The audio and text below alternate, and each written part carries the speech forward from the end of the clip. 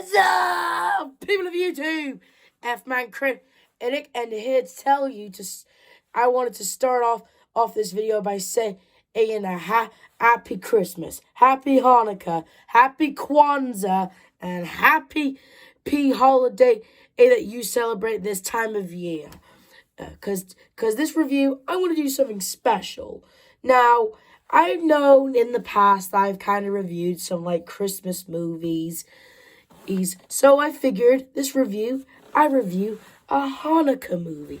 Now, I know what you're thinking. Finley, this movie sucks. Like, literally the director even hated it as well. Now, here's what I want to say, actually. Although this movie has a reputation, and although this movie is bad, I will certainly say I do not hate it as most critics. You heard me. I legit like this movie. 8 Crazy Nights, I kind of like, okay?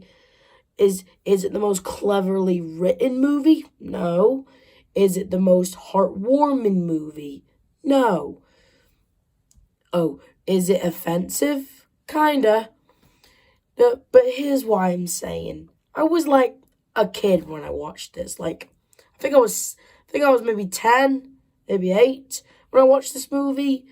I kind of have my cousins, Ryan and Karen, to thank for this. They were the ones who kind of introduced me to this movie, and I loved it.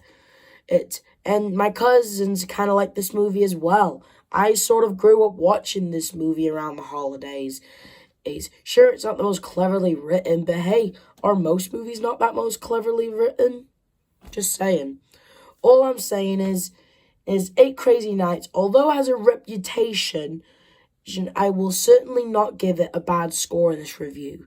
So, let me just start off by telling you what this movie is really about. It's about this 33-year-old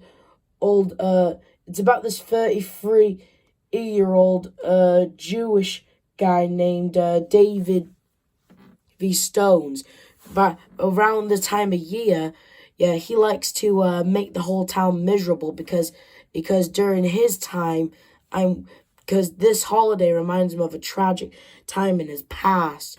You see, when he was 13 or 12 years old, his family died in a tragic car accident, and you know, basically he got orphanized around the holidays, which is horrible. And you know, people do cope, but some people, they don't. Like, David has been building this anger inside of him for years, and, you know, around this time, he just wants to you know, and let me be honest here, I can relate. If my whole family died in a tragic car accident, or any sort of thing for that matter, or around the holidays, I too would be all cranky and mean around this time of year. I too would be, you know, inflicting pain as just a way of, you know, coping with the pain, you know what I mean? I mean, let's be honest here. You're losing your family at that age can really screw you up on the inside. So all I'm saying is, I understand why David's anger is coming from, but the problem is he just won't let out, which is basically what this movie's all about. Anyway, it gets up into some huge mischief where he can get sentenced to 10 years, but a small old man named Whitey Duvall steps in, who is also voiced by Adam Sandler. Yeah, I just want to say this. Adam Sandler voices David, Whitey, and Whitey's sister, Eleanor. It's kind of cool, actually. It really does give off the talent of Adam Sandler. I mean, I didn't even know, that was Adam Sandler until Nostalgia Critic pointed it out. All I'm saying is he convinces the judge to make David a referee in training, where it does go sort of well as you think. I mean, he is kind of a dick to some kids. But I'm sorry, but David in this movie is just funny. I know he's supposed to be an unlikable jerk, but honestly, I find every joke in this movie hilarious, okay? Sure, some of them are not cool, I'll give him that. but the majority of the jokes are kind of funny. For example, the amount of insults David gives to Whitey, like, maybe you are a leprechaun, or I should stick you on a twig and roast you, or all I'm saying is every word that comes out of David's mouth and that's sort of an insult to Whitey just kind of gets me to smirks. I know it's not really that funny, but I'm sorry, but I guess this movie's I'm sort of this movie's audience, I guess you could say. Hey. Whatever. Look, the point is they go through this point is Whitey, he's sort of the nice guy of the town. Although no one really appreciates him. Like, how could they all be so mean to Whitey? I mean, sound to me like they're all on crack. I mean, Whitey goes around doing meaningless jobs for low pay, just to get some recognition and respect from the town, but no one gives it to him, you know? They're always like, hey, yeah, I'll give you $1 if you clean out the crappers. Nice, yeah, consider it done. Nice doing business with you. You know, when Whitey, he just takes all that abuse, you know? Because all he wants most in his life is the 35th annual All-Star patch. Actually, that's what he wants. I mean, he just wants to be loved for his recognition, which, honestly, he's a nice old man, you know? Oh, and he's sort of like, you know, he lives with his sister, and, you know, all I'm saying is, Whitey's a nice guy. Why rip on him so much? Sure, I just mentioned that all the jokes that Davy does to him gets, like, a huge smirk out of me, but it's a movie, and they're all voiced by the same characters. I know I can show sympatheticness to characters that don't deserve it, but there are moments I just feel like, oh God, it's just so funny. I mean, he does get all the recognition he does in the end of the movie. All I'm saying is like, they go through like this variety of times where David and Whitey are chilling out, you know? Oh, there's this one time when David is chilling out with Jennifer's kid, because Jennifer had to work double shifts. And who's Jennifer? He's David's old girlfriend back when they were kids. It's apparently, you know, she's been through a lot too. Like, she moved back like a month ago because her husband for 30 years suddenly leaves her for some woman he met on the computer. Or honestly, she's going through a lot as well. But she has her little boy helping her and stuff. Anyway, during a game, Davey kind of pisses off the wrong dude by making a bet at that if they win, this dude has to eat that fat guy's jockstrap. Ugh. And because of that, that guy gets pissed and plans revenge by destroying Davey's trailer, forcing Davey to move in with Whitey. At first, Davey's all like, oh my God, there are so many rules. And, you know, they go through like a song. There's a variety of songs in this movie, in which, honestly, I kind of like these songs. There's I Hate Love, I Hate You, I Hate Me. There's Technical Foul. There's Let It Out. And there's Bomb Bitty Bitty Bitty Bomb Bomb. I don't know, some sort of Jewish dance. Whatever, it's catchy. Gee, and I like all these songs. They're all so catchy and clever. And I really thought they were cool. Anyway, we go through another montage of Davey chilling out at Whitey's until at a skating ring when things kind of get all sour. You see, things start going so well until Whitey explains Davey's backstory, and then Davey gets all mad. Shouldn't have mentioned it, his backstory, Whitey. It's just something he just doesn't want to talk about, so best you just leave it buried. He warned you, but no.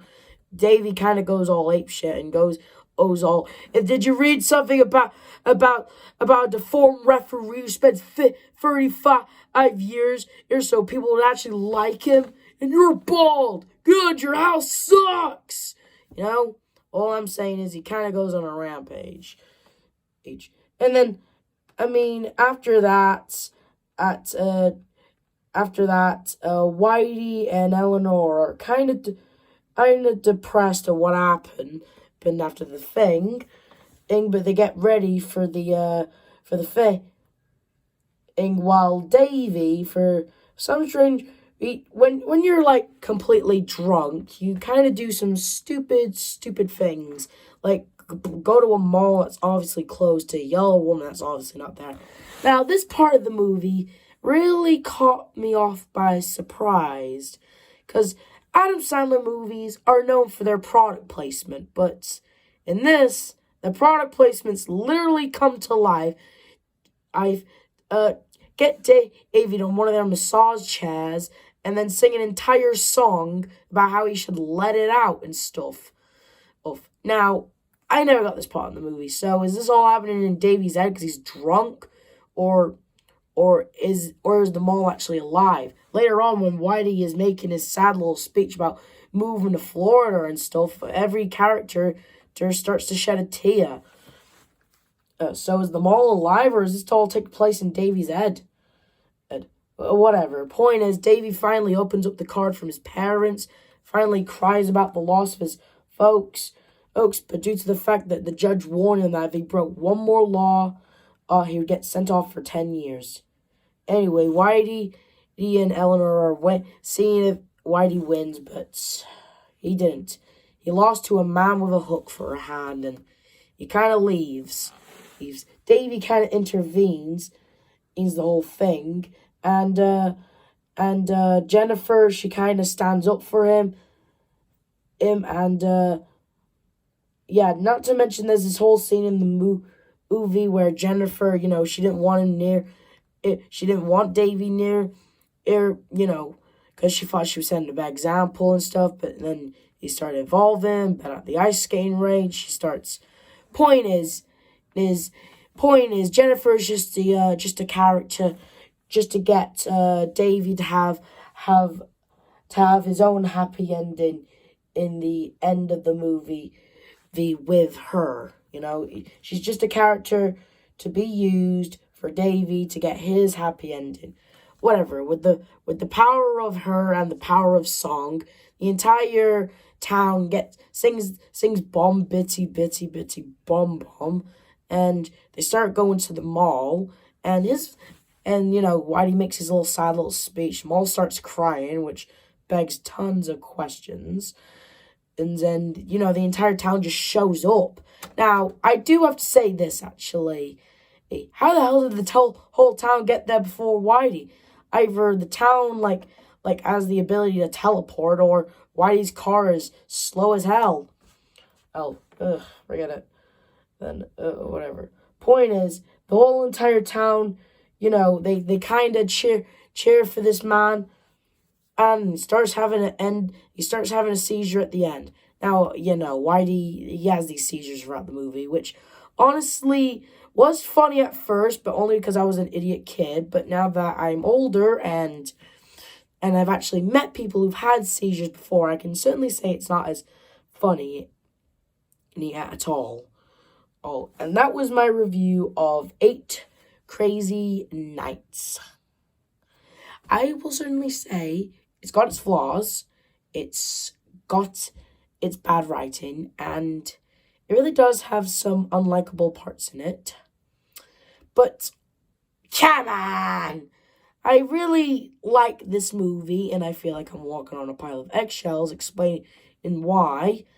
It's just, I don't know, I guess I'm just nostalgic for this movie, and every year I watch this, and I kind of just grew up watching this movie, Sure, there are some offensive scenes, and there are some inappropriate stuff, like Rob Schneider playing a Chinese man, and a free-breasted woman, and, Whitey and Eleanor being deformed twins who have one giant foot on the left and one regular one on the right or something, and they're bald and stuff. I'll admit, it's got its problems, but come on! I'd give this movie a solid 7. It's a movie I recommend for myself, because clearly I'm this movie's target audience, because I've got the brain the size of a walnut. But if you don't like this movie, good for you, I guess. Okay?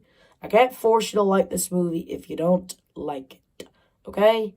I mostly just watch it for the funny comedy stuff, like the porta potty ride and all the jokes. But if you don't like it, that's fine. I give this movie a solid 7 out of 10.